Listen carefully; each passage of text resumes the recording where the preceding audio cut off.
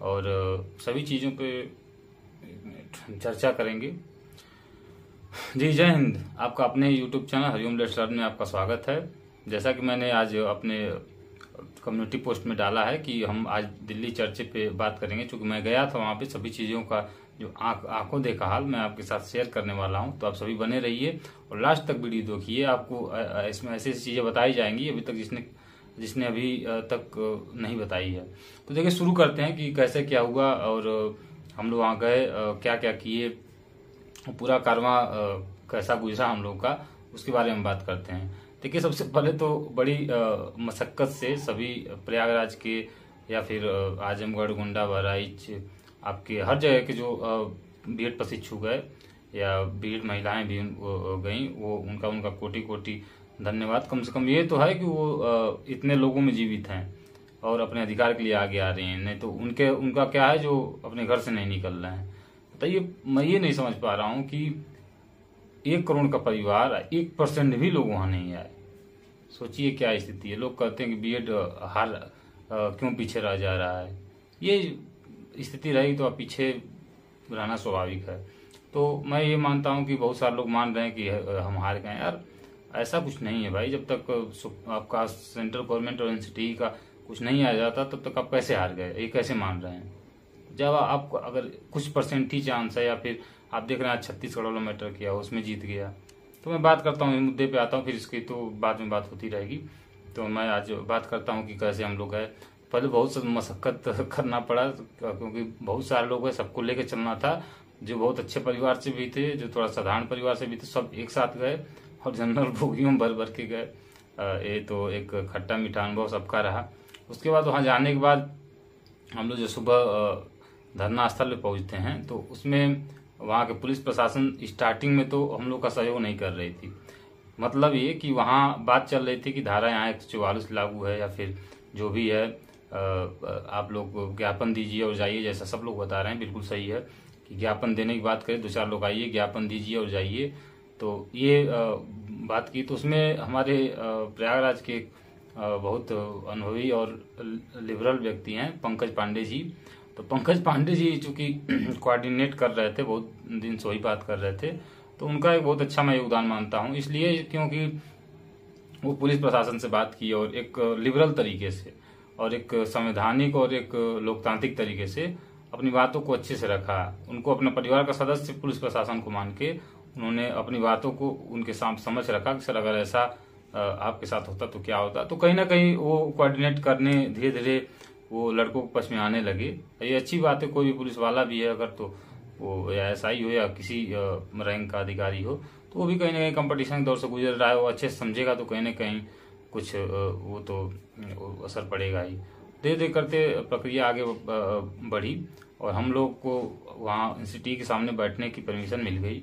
और ये है कि कुछ समय के लिए ही मिला हुआ था, लेकिन पंकज भाई और अन्य जो हमारे बीएड प्रशिक्षु भाई हैं, जैसे आप सत्यम पाठक जी को ले लें, अनुज सिंह जी को ले लें, पुष्पेंद्र जी को ले लें, हाँ एक रवि भाई वहाँ के थे, उन्होंने सबसे ज़्यादा हेल्प की वहाँ पे, और सोलंकी जी को ले लें। तो इन सब लोगों ने काफ़ी मदद की, सबकी मदद की। तो और देखिए क्या होता है, स्टार्टिंग में तो पंकज भाई क्या करने लगे, वो जो भी आप या अपनी टीम के हों या कहीं के हों, प्रयागराज, बरेली, कहीं के जो भी नए नए सदस्य आए थे, उनका वो नंबर लेने लगे। नंबर लेने में थोड़ा थोड़ा, अब टाइम तो कुछ देर का था, लेकिन वो धीरे धीरे नंबर लेके उस टाइम को और न्यूट्रलाइज करते करते करते थोड़ा टाइम लेने लगे। तो इसी में बात आगे बढ़ने लगी। तो सबका नंबर लिया गया, जो भी नए लड़के थे सबको मौका दिया गया बोलने का। धीरे धीरे बातें शुरू हुई, सब लोगों ने अपनी धीरे धीरे बातें रखना शुरू किया गया।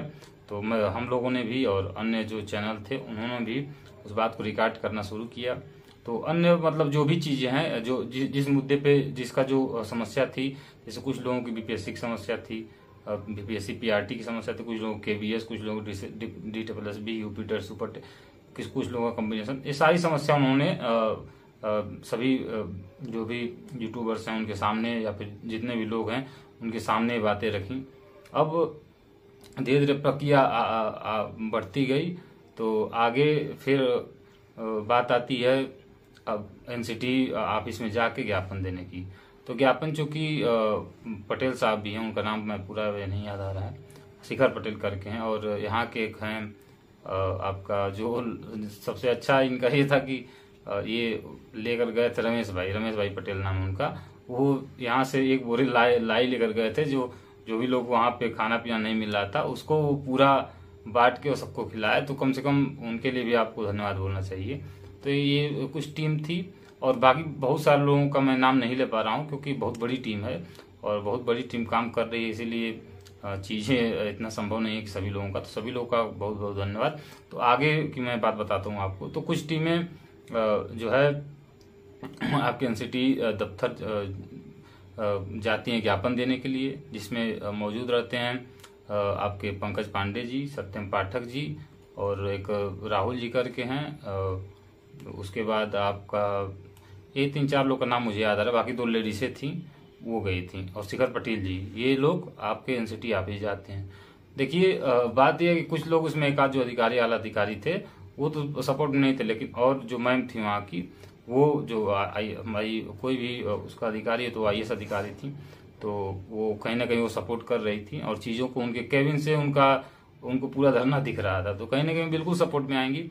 तो कोई भी ऐसा मुद्दा नहीं था जिसको इन्होंने नहीं बैठाया। लगभग 40 से 45 मिनट, लगभग 1 घंटा तक मान लीजिए, ये बातें उन लोगों का चलता रहा। अपना मुद्दा ये लोग बखूबी, इन 5 लोगों को जितने भी लोग गए थे उनको आप धन्यवाद बोलिए, क्योंकि इतने बखूबी से इस मुद्दा रखना और इतनी चीज़ों को स्पष्टता देना और जाके रखना वो छोटी बात नहीं होती। तो आप जितने भी लोग अंदर गए थे उनका भी बहुत बहुत आभार। तो उन्होंने मुद्दा रखी, तो मैम ने भी आश्वासन दिया कि कहीं ना कहीं आप लोग के लिए, आप लोगों के साथ ही गलत तो हुआ है, तो कुछ आगे की बात बिल्कुल की जाएगी। और आप लोग आश्वासन दिया गया, आप सब जानते हैं कि आश्वासन पॉजिटिव होता है, तो वैसे भी पॉजिटिव वहाँ आश्वासन मिला। वो तो आगे देखने वाली बात होगी क्या एनसीटी करता है क्या नहीं करता है। तो चूंकि आश्वासन मिला और सब कुछ अच्छा ही फिलहाल रहा, लेकिन ये है कि संख्या बल जो है एक, ये तो सकारात्मक बातें रह गई, और ये सकारात्मक बातें मैंने आपको बता दी। सबसे बड़ी गंदी चीज इसमें यह है कि इसमें संख्या बल आपका बहुत कम रहा। मैं उन लोगों का क्या हुआ जो कहते 10-10 लोग लेकर हम आएंगे, तो 20-20 लोग लेकर आएंगे, यार बस डींगे हाँकना नहीं चाहिए। जो वास्तविकता है वो आपके साथ है कि जब तक आप संख्या आप दिखाएंगे नहीं, कोई नहीं आपको जिता सकता। तो संख्या को संवैधानिक लोकतांत्रिक तरीके से आपको अपनी बात रखनी है, तो उसमें क्या दिक्कत आती है मैं खुद नहीं समझ में पाता। जब आप अपनी बात नहीं रख पा रहे हैं और जब वहां जा नहीं रहे हैं, आप अंदर से हार चुके हैं। हमको लगता है, जहां तक मैं बात करता हूँ, बहुत सारे लोग अंदर से हार चुके हैं कि अब कुछ नहीं होगा, हर जगह से बाहर हो रहा है। अरे बाहर हो रहा है तो बाहर होने दीजिए। छत्तीसगढ़ से अंदर भी हुआ, बहुत जगह से अंदर भी हुआ है और होगा भी, अगर सबका साथ रहा तो। जब ऐसे ही आप लोग करेंगे तो क्या होगा। तो मेरे कहने का मतलब ये है कि ऐसा काम न करें आप, जिससे कोई न कोई समस्या हो और आपका ये जो उम्मीद है वो भी उम्मीद खत्म हो जाए। इसलिए आप संख्या कम से कम, यार 1 करोड़ है, 5,000 भी लोग नहीं आते हैं, इसको क्या माना जाए। कुछ लोग कहते हैं तैयारी करिए, अरे आपको, आप प्राथमिक में अगर शामिल हो जाएंगे तो इतनी बड़ी वैकेंसी आती है, आप शामिल होंगे। तैयारी आप करिए, बिल्कुल करिए, कोई मना नहीं कर रहा, आप तैयारी बिल्कुल करिए, लेकिन 5-10 मिनट के लिए, 5-10 मिनट, आधा घंटा, 1 घंटा, 2 घंटा के लिए आप समय निकाल के किसी धरने में नहीं जा सकते। बहुत दूर से लोग नहीं आ पा रहे हैं, तो जहाँ हो रहा है अपने अपनी जगह पर वहाँ जाइए आप लोग। तो ये गलत चीज हुआ कि वो संख्या आपको क्या ही बताया जाए। जहाँ अनुमान लगाया गया था कम से कम 2, 3, 4, 5 हजार तक, वहाँ 100, 200, 200, 250, 300 संख्या आई थी, बताइए। तो ये वहाँ की बातें रही, वहाँ का क्रियाकलाप रहा। और चूंकि वहाँ से फिर हम लोग अब आगे बढ़ते हैं कि क्या हुआ उसके बाद हम लोग वहाँ से जंतर मंतर की तरफ, जैसे वहाँ सब कुछ हो गया तो वहाँ पुलिस प्रशासन भाई, अब सब लोग बात किए, तो अब वहाँ से जंतर मंतर की तरफ सब लोग चल दिए। पैदल सोचे सब लोग पैदल चलें, लेकिन काफ़ी दूरी थी तो नहीं जा पाए।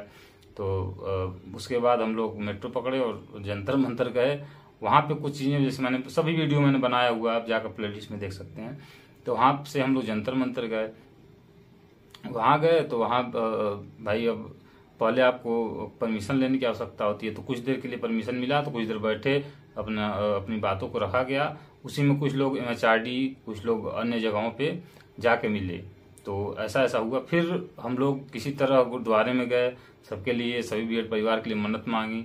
मन्नत मांगने के बाद हम लोग वहीं प्रसाद ग्रहण किए और वहीं पे सब लोग जितने भी लोग थे आराम किए। और आराम करने के बाद जब सुबह हुआ तो सुबह बहुत कुछ हमारी टीम के लोग सुप्रीम कोर्ट, आप जैसे देख सकते हैं, सुप्रीम कोर्ट और अन्य मंत्रियों से जाकर मिले।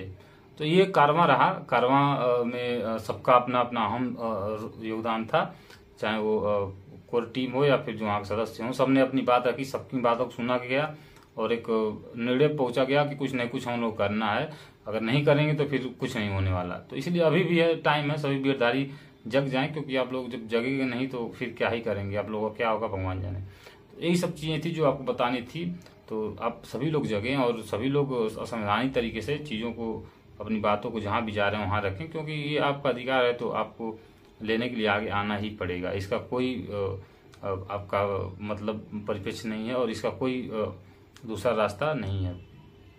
तो हम लोग वैसे अभी जैसे ये सब काम खत्म हुआ तो एक टीम शाम को चल दी, जैसे हम लोग आ गए, एक टीम वहां रुकी थी, फिर अगले दिन बात हुई। तो ये सब चीजें थी जो घटित हुई और यही सब चीजें हम आपको बतानी थी। हाँ, एक बात और मुझे याद आ रही है कि ये जो घटनाएं हो रही हैं, घृणित घटनाएं जिसको कहा जाता है, अब बोल सकते हैं क्यों, क्योंकि ये बताइए कि आपकी जिंदगी बड़ी है कि डिग्री बड़ी है। एक डिग्री के लिए आप जिंदगी अपने दाव पे लगा दे रहे हैं। आप ये सब क्या ही है बताइए। आपके माँ बाप हैं, आपके घर पे इतने सदस्य हैं, आपसे जुड़े लोग हैं, क्या आपकी एक, मान लीजिए आप प्राथमिक से अंदर हैं, बाहर हैं, वो अलग की बात है, अभी निर्णय भी नहीं आया है। बहुत सारी जगह लोग कह रहे हैं कि मैं एक एक पीड़ा आपको दिखा रहा हूँ, मेरे चैनल के डिस्क्रिप्शन में पड़ा हुआ है कि सर हम लोग प्राथमिक से बाहर हो गए, अब ये करने का मन कर रहा है, वो करना। अरे यार, मतलब प्राथमिक आपकी जिंदगी क्या, जिंदगी का एक मानक वही है? अरे यार, आप ये नहीं कुछ बहुत बड़ा करने के लिए बने हो। आप एक ह्यूमन जो लाइफ होती है वो इतनी आसान नहीं होती कि आप छोटी मोटी चीजों से आप अपनी जिंदगी करें। बहुत सारी चीजें, आप शिक्षा को, भावी शिक्षा को कहीं भी पढ़ा सकते हो, कहीं भी कमा सकते हो, कहीं बोल सकते हो। तो ये सब चीजें लेके आपको परेशान नहीं होनी चाहिए। और मेरा ये मानना है, ये बहुत घृणित कार्य है, आप लोग इसको बिल्कुल ना करें और सभी को समझाएं, जितने भी आपके अगल बगल के लोग हैं, और सकारात्मक रहें हमेशा।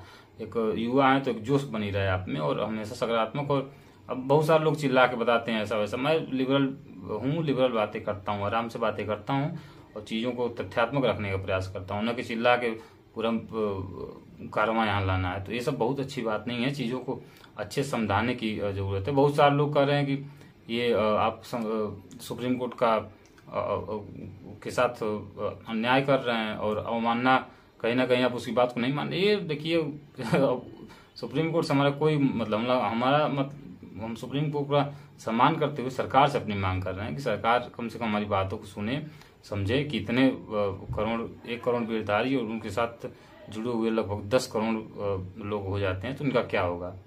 तो ये सब बातें थी। बाकी मैं अभी आज देख रहा था सीटेट का रिजल्ट, बहुत सारे लोगों की पीड़ा है कि सर मेरा 130 आया, 130 आया, 35 आया, 40 आया, सीडीपी मेरा 30 आया है, किसी का 28 आया है, क्या मैं एलिजिबल नहीं हूँ? तो बिल्कुल आप एलिजिबल हैं सर, बिल्कुल आप एलिजिबल होंगे भी होंगे। अपना धैर्य बनाए रखिए। और एनसीटी कहती है कि आप लोग सीडीपी नहीं जानते। तो ये चीजें थी जो आपको बताना था। कॉम्बिनेशन वाले परेशान न हुआ, वो भी मुद्दा उठाया गया वहाँ पे। 69,000 वालों का भी मुद्दा, केवीएस पीआरटी वो भी मुद्दा, बीपीएससी वो भी मुद्दा, डिप्यूटेबल भी वो भी मुद्दा, सब मुद्दा हमारे जो भी 4-5 लोग गए थे वहाँ पे, 5-6 लोग, और 2 बहनें भी थी वहाँ पे। तो जो जिसको इनका नाम तो मैं नहीं जानता, लेकिन वो नोएडा की थी और एक शायद दिल्ली की थी। तो ये सब लोग गए थे।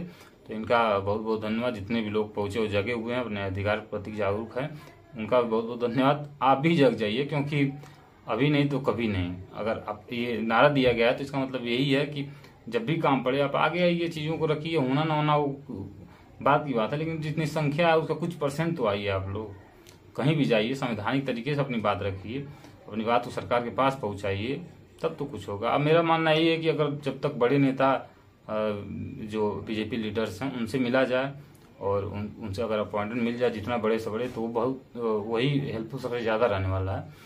तो जिसका भी जो भी बीएडधारी है, अगर किसी का अच्छे लीडर से लिंक है तो जरूर मेरे चैनल के नीचे आप कमेंट करिए, क्योंकि उससे अगर कोई मिले जो भी बीएड की टीम के सदस्य हैं, तो बिल्कुल अगर वो कुछ न कुछ अच्छा हो सकता है। तो ऐसे ही बने रहिए और आशा करता हूं कि आपको चीजें अच्छी लगी होंगी और समझ में आ गया होगा। और वीडियो को इस सब चीजें मैंने कोई बढ़ा चढ़ा के नहीं बताया, मैंने कोई जो भी चीजें थी आपको स्पष्ट बताई। तो लगभग हर जगह आप शेयर कर दीजिए, क्योंकि ये बातें स्पष्टता के रूप में सभी के पास पहुंचना जरूरी है। तो मिलते हैं नेक्स्ट वीडियो में। जय हिंद, जय भारत, बीएड एकता जिंदाबाद।